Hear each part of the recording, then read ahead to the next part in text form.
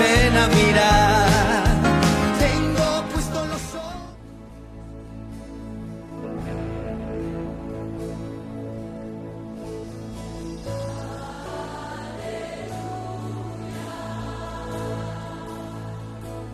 Conozcamos al Hijo de Dios. Ese tema ya traemos un buen tiempo, quizá unos meses, de venir pues compartiendo, ¿no? Y para mí ha sido una bendición grande, ¿no? Oye, hoy se llama así, siempre conozcamos al Hijo de Dios antes de su arresto, antes de su captura, ¿no? ¿Qué pasó? Ya casi en los últimos minutos, ¿qué fue lo que pasó? Recordemos que en la entrega anterior vimos, cuando decíamos conozcamos al Hijo de Dios, Jesús ora al Padre por la iglesia. Y fíjense que está cerquita. He estado buscando ahí, no fue esto cuando ora por la iglesia, o más bien por los discípulos, y yo estaba creyendo que había sido en la oración del monte Olivo, de los montes de los Olivos, o sea, en el Getsemaní, y no. Es la oración de ahora que fue allí en el Getsemaní. Entonces la oración por los discípulos, por la iglesia, fue un poquitito antes, posiblemente en el camino, y hay una diferencia. Que la oración que hace por los discípulos en el capítulo 17, yo le llamo por la iglesia, porque ahí está representada, Jesús lo hace de pie, con las manos levantadas, así mirando al cielo. Interesante, ¿verdad? En cambio, esta oración del Getsemaní, del huerto, él lo hace de rodillas. Uno aprende, ¿no?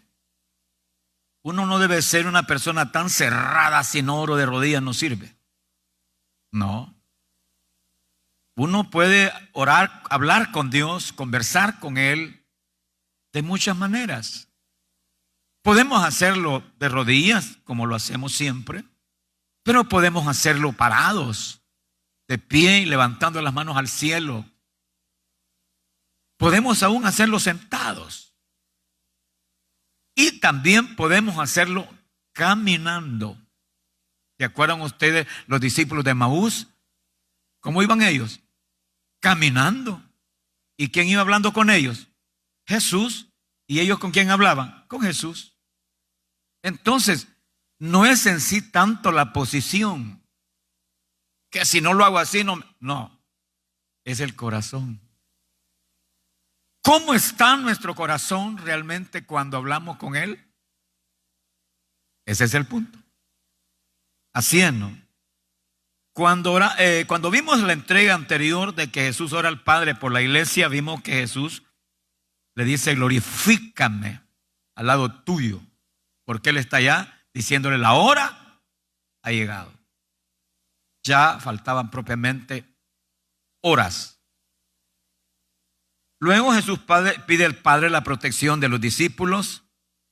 Vimos también que pide al Padre la santificación de los discípulos, y hablamos de eso, nuestra santificación.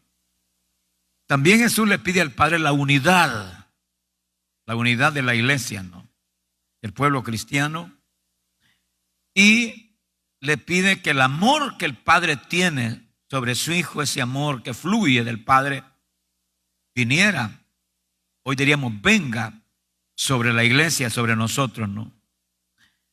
Y luego pues vimos también que Jesús nos incluye a todos los que hemos creído, con una gran petición que le dice al Padre, te pido que todos los que me has dado, los suyos, nosotros, estén conmigo en aquella gloria que tú me darás.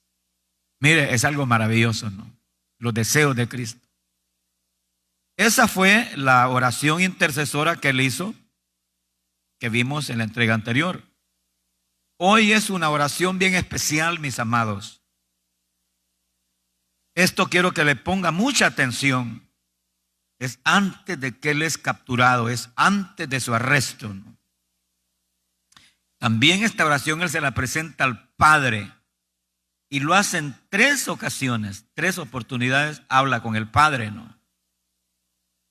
Luego llama la atención ver a los discípulos, la actitud de ellos que no le acompañaron en esa oración. Allí da tristeza. Se durmieron, ¿no? Esto nos llama a reflexionar nosotros. Parece que también nosotros dormimos y no acompañamos a Jesús en su gran propósito de que este mundo se salve. Quiero compartirle 3 pensamientos en esto. El primero es, 3 veces oró Jesús. 3 veces oró Jesús ahí en el huerto, ¿no? Luego, es una pregunta, el segundo pensamiento. ¿Y qué de los discípulos de su confianza? Qué triste, ¿no? Y por último, ¿estamos preparados para la hora final nosotros? Porque Jesús les dice, la hora ha llegado. Quiero que reflexionemos y luego vamos a orar, porque la porción es bastante extensa. Mateo 26, 36, Lucas 22, 39, 34, y también los otros evangelistas hablan de esto, ¿no? Pero quiero que oremos. Únase conmigo y diga: mi Padre bueno, amoroso, misericordioso, enséñanos. Tu palabra dice que cuando oramos tú nos das la sabiduría y nos abres los ojos para enseñarnos.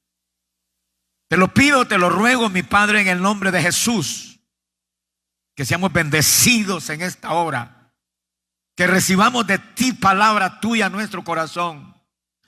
Todos mis hermanos presentes y los que van a escuchar después, te lo rogamos, te lo pedimos en el nombre de Jesús, mi Salvador y Señor. Amén. Y decimos todos, amén. Vámonos entonces a Mateo 26. Allí tome su Biblia, y si no, cuando menos, pues veamos allá la pantalla donde están los versículos que estamos utilizando. ¿Qué dice el capítulo 26 del evangelista Mateo? Vamos, les dije que es necesario ver esto de que Jesús ora 3 veces. A partir del versículo 36, 26, 36, ahí comienza: entonces llegó Jesús con ellos, con los discípulos, a un lugar que se llama Getsemaní. Y les dijo a los discípulos: sentaos aquí, entre tanto que voy allí y oro. Les dijo a todos, a los 12. Oiga, a todos. Todavía estaba ahí el traidor. Ya iba a salir camino, ¿no? Entonces, y tomando a Pedro y a los 2 hijos de Zebedeo, comenzó a entristecerse y a angustiarse en gran manera. ¿Quiénes son los 2 hijos de Zebedeo? Juan y Jacobo y Pedro. Estos 3 discípulos, aparte de los otros, son los del círculo íntimo. Son los 3 discípulos de confianza. Quiero que le ponga atención a esto. Dentro de la grey de Dios, dentro de la iglesia del Señor, hay pueblo suyo que está más cerca de Él. Alguien que está un poco más alejado, otro más lejos, y así. Yo no puedo decirle: usted está más cerca, usted no. Eso ya es personal, y eso solo el Espíritu Santo se encarga de eso. Pero yo quisiera estar muy cerca del Señor, ¿no? Y lo pido y lo procuro. Pues estos 3 eran los que siempre estaban cerca con Jesús. ¿Quiénes son ellos? Pedro, Jacobo y Juan. Tan cerca estaban que cuando Jesús fue a resucitar a la niña, a la hija de Jairo, fuera todo, fuera. Y los únicos que entraron, ¿quiénes fueron? Estos 3. Estos 3.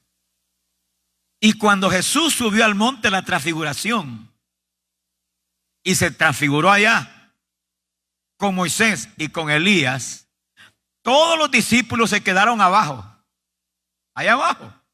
Solo estos tres subieron: Pedro, Juan y Jacobo. Mire, qué interesante. Pero es aquí donde da tristeza. Está diciendo este versículo que tomó a Pedro y a los dos hijos de Zebedeo y comenzó a entristecerse y angustiarse. El rostro de Jesús, ¿cómo se pondría cuando él dice que está triste y angustiado? No lo imaginamos, quizás no. Pero aquí viene algo más triste, ¿no? Es tremendo esto.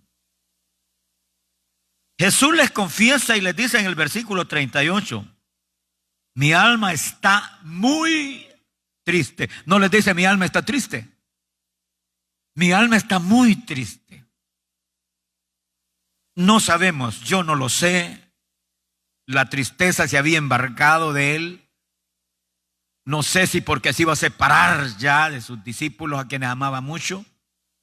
No sé si por la forma en que lo iban a capturar y lo iban a maltratar. No lo sabemos, pero él estaba muy triste. Igual que los discípulos. Ahora dice el versículo 39.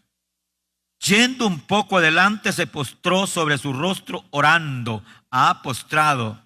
Otro evangelista de rodillas dice. ¿Y qué dijo Jesús? Padre mío, si es posible, pasa de mí esta copa, pero no sea como yo quiero, sino como tú. Esta fue toda la oración.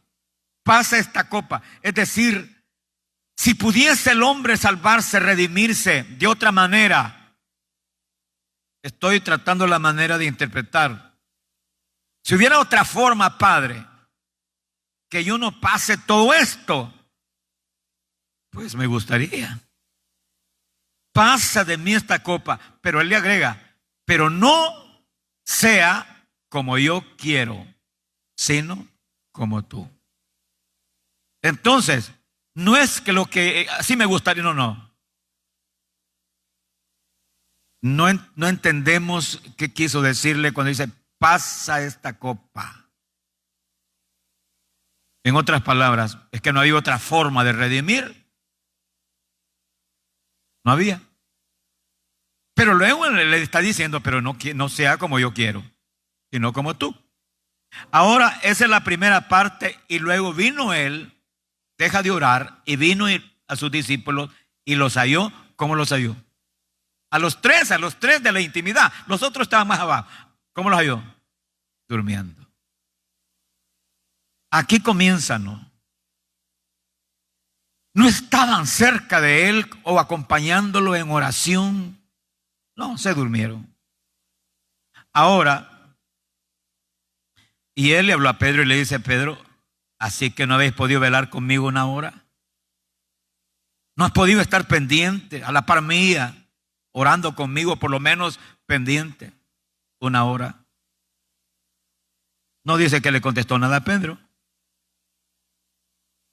Ahora les da una recomendación, una exhortación que se vale para nosotros. Velad y orad. Velad y orad para que no entréis en tentación. El espíritu, nosotros espiritualmente, el espíritu a la verdad está dispuesto, pero la carne es débil. Aquí es donde muchas veces la gente, por no orar constantemente, cae, fracasa. Luego se fue otra vez a orar. Ya es la segunda ocasión, la segunda oración. Dice el versículo 42. Otra vez fue y oró por segunda vez, diciendo, Padre mío, si no puede pasar de mí esta copa sin que yo la beba, hágase tu voluntad.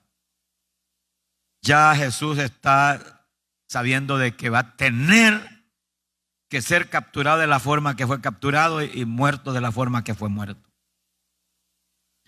Luego él se viene otra vez donde los discípulos de confianza, dice el versículo, 42, otra vez fue y oró por segunda vez diciendo, Padre mío, si no puede pasar de mí esta copa sin que yo la beba, hágase tu voluntad.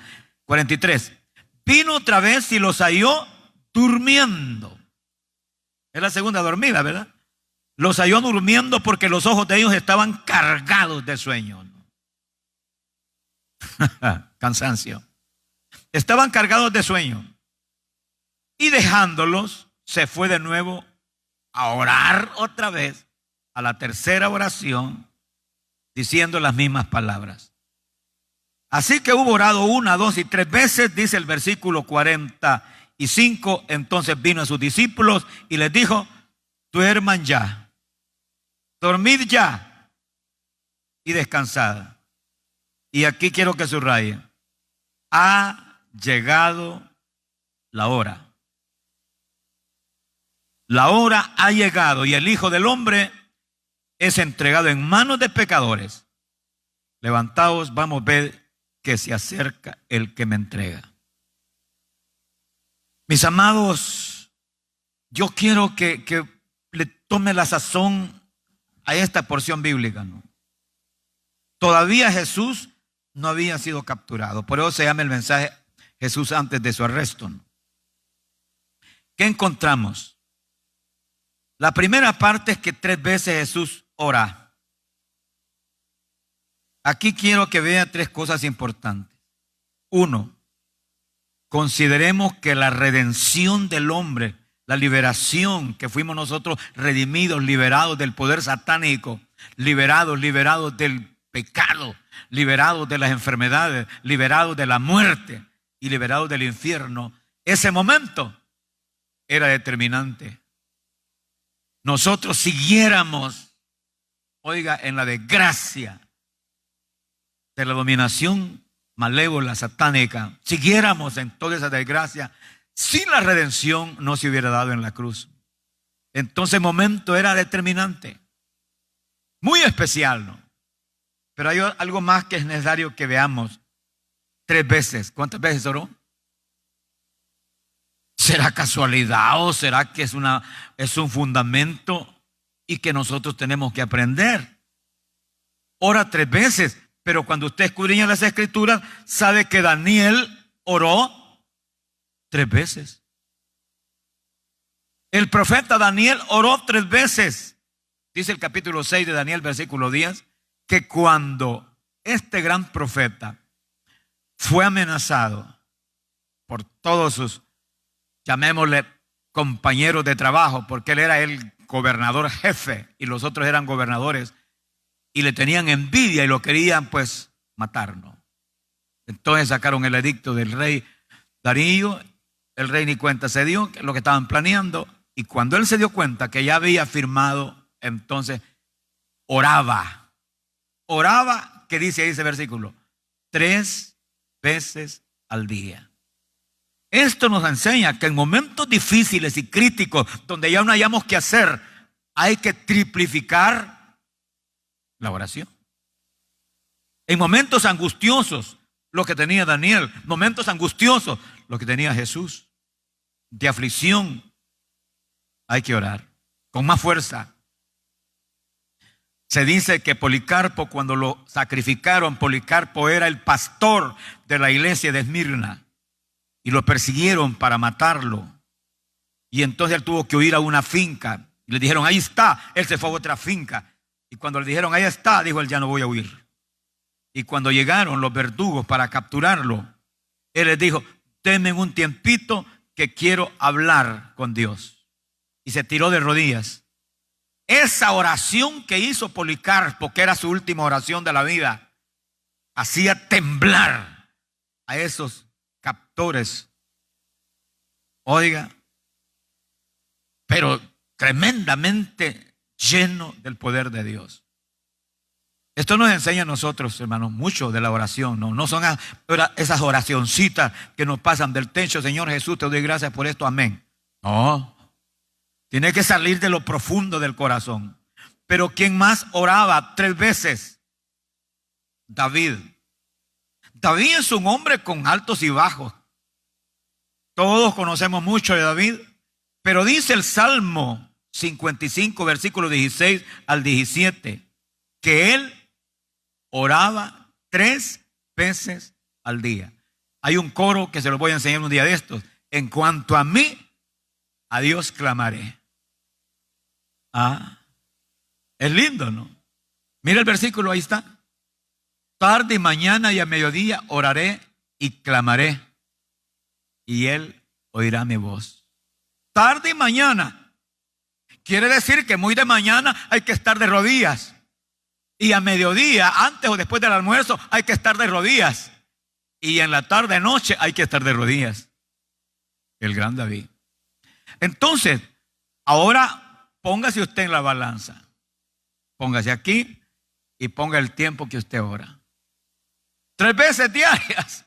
Y usted dice, ¿y yo que solo una vez oro? Y apenas oro, Señor Jesús. Hermano, es tremendo, ¿no? Aprendamos esto. 3 veces oró Jesús. Pero quiero que veamos esta segunda parte, y es, ¿y qué de los discípulos de su confianza? ¿Y qué de los discípulos de su confianza? No hablemos de los otros 9, sino de los discípulos de su confianza. Aquí quiero que usted se detenga algo tremendo, ¿no? Mire una experiencia tremenda de 3 años y medio de estar con 12 hombres, comer juntos, dormir juntos, viajar juntos, con una visión, la predicación de la palabra, sanar a los enfermos, echar fuera demonios. Pero llega el momentito, la hora llega en que esto se desintegra. Mire, uno de ellos lo traiciona, lo vende y está ya unos minutos para entregarlo. Uno de ellos. Los demás, todos los demás, a excepción de Pedro, se fueron. Se dieron la corrida y lo dejaron solo. Y el único que se queda fue Pedro. Pedro, que reacciona con violencia, saca su espada, su corvo, decimos aquí, y le voló la oreja a Malco, ¿no? Ya la historia de Pedro usted la conoce y lo vamos a ver quizás más adelantito, ¿no? Ahora Jesús se queda sin ni uno, solo. El momento más difícil, solo. Esta es la interrogante que quiero que nosotros veamos. ¿Qué pasó con estos discípulos? El uno lo traiciona. Vaya, ahí no estamos nosotros. El otro lo niega. Eso lo veremos más adelante. Pero los demás, ¿qué pasó? Se fueron. Lo dejaron solo. Pero estos 3 de confianza, ¿qué pasó con ellos? No oraron con él, no estuvieron con él en el momento más decisivo. Voy a decir algo mío, no dice la Biblia eso. Creo que como persona, mi Jesús necesitaba de que alguien estuviera muy cerca. ¿No creen ustedes? ¿Acaso no hay momentos difíciles donde uno necesita que alguien esté con uno? Tal vez no le diga tantas palabras, pero siquiera que le dé un abrazo.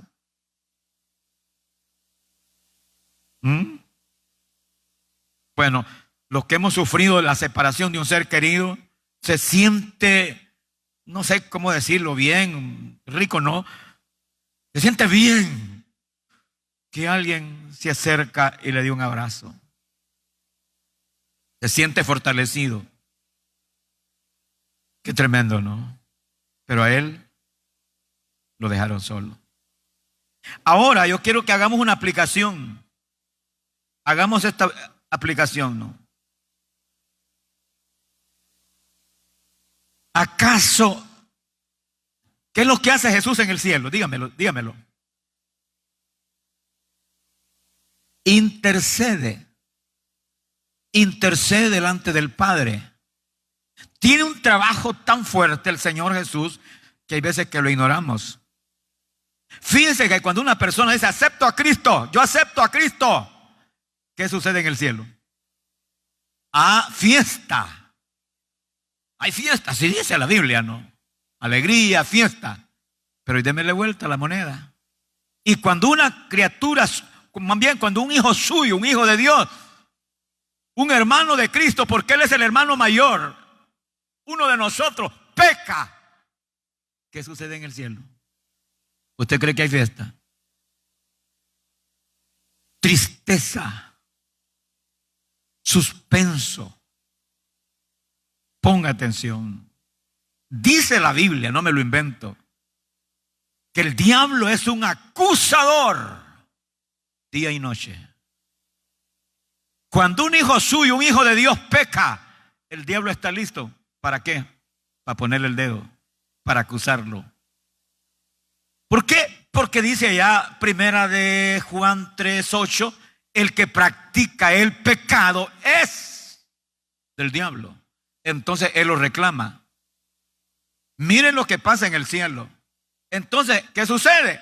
Obligamos a Jesús, ¿lo obligamos a qué? A que salga a defendernos. Y por eso el mismo Juan dice, tenemos en el cielo un abogado. Y el escritor de Hebreos dice que es un intercesor. Entonces Jesucristo en el cielo intercede. ¿Por qué no decirlo? Ora a favor de nosotros.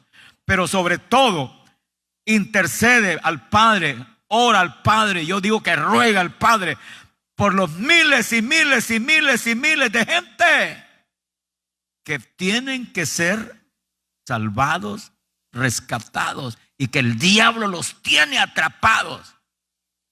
La gran pregunta es nuestro rol. ¿Nos unimos a Jesús?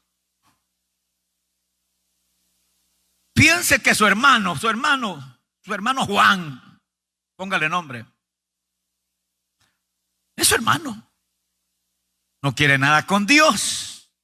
Está hundido en el pecado, está atrapado en un vicio, en otro vicio, en otra cosa y en fin. Y ese pobre hombre, si se muere, se pierde. Entonces, Jesucristo quiere que se salve. Pero la pregunta es, ¿y yo cuánto tiempo paso también de rodillas? Señor, Espíritu de Dios, alcánzalo, acércate, sálvalo y voy. Cada quien haga eso, que saque sus propias conclusiones. Los discípulos se durmieron. Los discípulos estaban dormidos. No intercedieron, no oraron a la par de Jesús. Esto es preocupante, hermanos, muy preocupante, porque pareciera que nosotros no velamos. Y no cree usted que no es necesario solamente orar y velar por nosotros mismos, sino por los hermanos. Velad y orad para que no caigáis. Yo lo primero que le digo al Señor en las madrugadas, mira, no me vayas a dejar caer, le digo yo. Guárdame, guárdame, guárdame. Y sé que lo hace el Señor, ¿no? Pero debo hacerlo y lo hago también por otros. Señor, ten misericordia de este joven o de este hermano, no sea que caiga en tentación. Fue lo que dice Jesús, ¿verdad? Y orar para que no caigáis en tentación. Entonces, mis amados, la actitud de los discípulos es triste, ¿no? Uno dice, pero qué barbaridad esto, ¿verdad? Pero la pregunta es, antes de criticar a los discípulos, pensemos en nosotros. ¿O no somos seguidores de Jesús nosotros? ¿Somos discípulos o no somos discípulos? Pues sí. ¿Cuántas veces el Señor habrá querido que estemos con Él en la intercesión y no estamos, sino que estamos durmiendo? Estamos durmiendo. Qué duro esto, ¿no? Pero viene la parte final, la tercera entrega de esto, y quiero que le ponga atención. Es una pregunta: ¿estamos preparados para la hora final? Mirémonos las caras. Hoy miraba ahí en las redes, por lo menos la muerte de 2 pastores. Yo no los conozco, no así personalmente, pero ahí dice pastores. Claro, el que vivió en la gracia y la misericordia de Dios y procuró agradar al Señor está bien, ¿no? Se fue al Señor, ¿no? Se fue al cielo. Pero la pregunta es para todos nosotros. ¿Estamos de veras listos para la hora final? Porque aquí, en esto, cuando Jesús está diciendo ahí, esta es vuestra hora y la potestad de las tinieblas, esta es la hora final de la muerte. Quiero que lo analice. Jesús dice allí en Lucas 22:53, si me puede poner, hermano amado, ese versículo. Jesús dijo, esta es vuestra hora y la potestad de las tinieblas. Oiga esto. Esto habla de algo que nosotros, no espera. No espera. La potestad de las tinieblas es toda la estratagema, las artimañas de Satán por destruirnos. Ponga atención a esto, que esto es delicado, ¿no? Por destruirnos. Quería destruir a Pedro, pues. Y le dijo Jesús, mira, el diablo te ha pedido. Entonces, hay una hora peligrosa. Atención, pueblo, hay una hora peligrosa que tú no la sabes. Te levantas bien, alegre, te bañas y todo, pero no sabes en ese día qué podría pasar. Mire, me ha dolido el corazón una noticia. A lo mejor ustedes ya la vieron, la oyeron. Una doctora joven, una doctora médica, sale con su enfermera en una ambulancia y con una paciente supuestamente de COVID. Auxiliando a la paciente, sale para el hospital de San Miguel. Eso fue en altas horas de la noche, ahí por la madrugada. Y allí iba la ambulancia y había un camión estacionado. Óiganme. Y el motorista de la ambulancia no pudo distinguir, no sé qué pasó ahí. Se estrella la ambulancia y muere la doctora.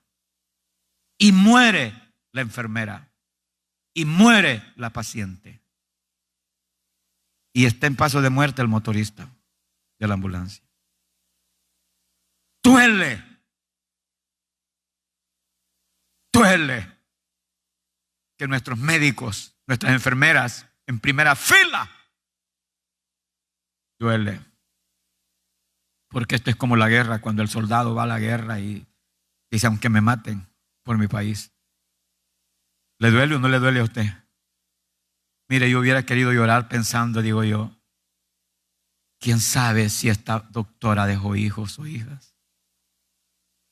¿Sus niños? ¿Su esposo? Si esta enfermera dejó familia, su madre, su esposo, sus hijos, aún la paciente. Claro, es doloroso, pero la pregunta es esta, y esto ya es para nosotros. A nosotros cualquier cosa nos podría suceder. Oiga, cualquier cosa en el día. La pregunta es, ¿y si así fuera, estamos listos para irnos? ¿Ese viaje para el cielo? ¿Estamos preparados, todo listo? Allá usted saque sus conclusiones. Qué terrible, ¿no? Esa hora final es para la muerte, ¿no? Pero la potestad de las tinieblas es para otras horas que no necesariamente tiene que ser muerte, sino una. Oiga, una celada del enemigo, ¿no? Peligroso. ¿Qué dice Jesús? Velad y orad. ¿Para qué? Para que no caigáis en tentación. Son dos cosas. que debe preocuparnos. Una, el peligro que corremos cada día y cada hora del enemigo, del adversario. ¿Usted cree que por gusto dice Jesús ese versículo ahí? Es el versículo 22:53 de Lucas. 22:53 de Lucas. ¿Qué dice? Habiendo estado con vosotros cada día en el templo, se los dice a los sacerdotes, no extendiste las manos contra mí, mas esta es vuestra hora. Y agrega, es vuestra hora y la potestad de las tinieblas. ¿Quién se estaba moviendo ahí? Satán. Oiga, la potestad de las tinieblas. En otras lecturas le dice a Judas, lo que has de hacer, hazlo ya. Y dice que cuando comía ahí a la par de Jesús, entró el diablo en Judas. Satán mata. No olviden, roba, destruye y mata. Y por eso hay que cubrirnos diariamente con la sangre de Cristo. Siempre usted a buena mañana, cúbrase. Si fuera un blindaje, pues blíndese con la sangre de Jesús y reprenda al enemigo. Y dígale, no tiene ninguna potestad sobre mi vida, sobre mis hijos, sobre mis hijas, sobre mi esposo, sobre mi esposa, sobre mi madre, sobre mi padre, sobre mi familia. Fuera. Cubiertos con la sangre de Cristo. Otra vez, cubiertos con la sangre de Cristo, ¿no? Porque no sabemos, hermano, las estratagemas, las trampas del adversario. Esa es una. Y la otra es la misma muerte.